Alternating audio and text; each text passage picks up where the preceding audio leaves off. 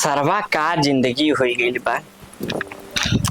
चाय ठंडी बीवी गरम, पड़ोसन हमेशा देख के मुस्कुराल करेला।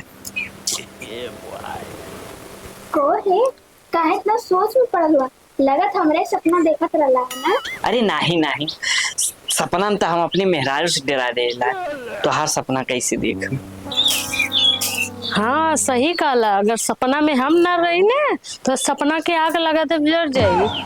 सपना में तंग करी ला, झड़ुआ देखा तू का झड़ुआ देव ज्यादा बनबाता और तू का मुस्किया तू देखा था का करे जुआ इलू ते बतावा।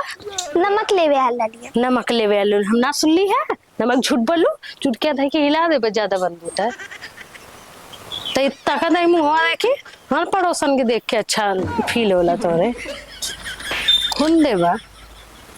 चलो तू भागा भागे ऐसे।